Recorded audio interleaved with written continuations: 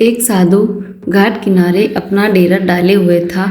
वहाँ वह धुनी रमा कर दिन भर बैठा रहता और बीच बीच में ऊंची आवाज में चिल्लाता, जो चाहोगे सो पाओगे। उस रास्ते से गुजरने वाले लोग उसे पागल समझते थे। वे उसकी बात सुनकर अनसुना कर देते और जो सुनते वे उस पर हंसते थे। एक दिन एक बेरोजगार युवक उस रास्ते से गुजर रहा था। साधु की चिल्लाने की आवाज़ उसके कानों में पड़ी, जो चाहोगे सो पाओगे, जो चाहोगे सो पाओगे।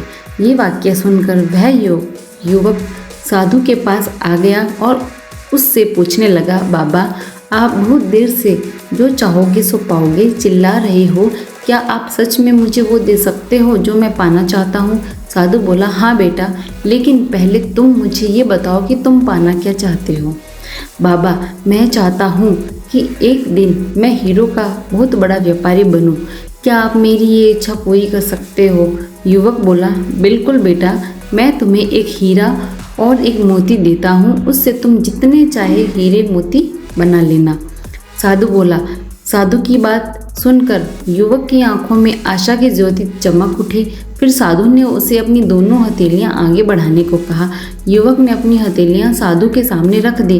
साधु ने पहले उसकी एक हथेली पर अपना हाथ रखा और बोला, बेटा, ये इस दुनिया का सबसे अनमोल हीरा है। इसे समय कहते हैं। इसे जोर से अपनी मुट्ठी में जकड़ लो। इसके द्वारा तुम जितने चाहे उतने हीरे बना सकते हो।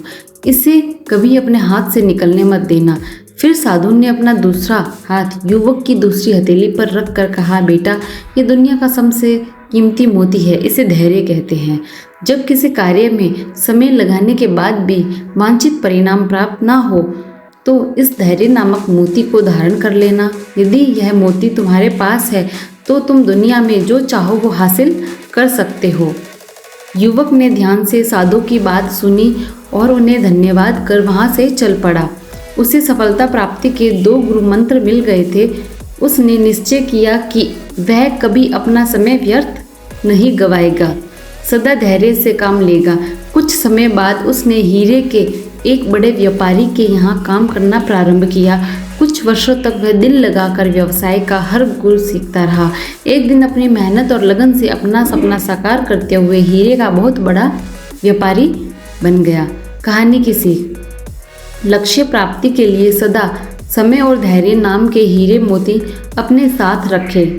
अपना समय कभी व्यर्थ न जाने दें और कठिन समय में धैर्य का दामन न छोड़ें।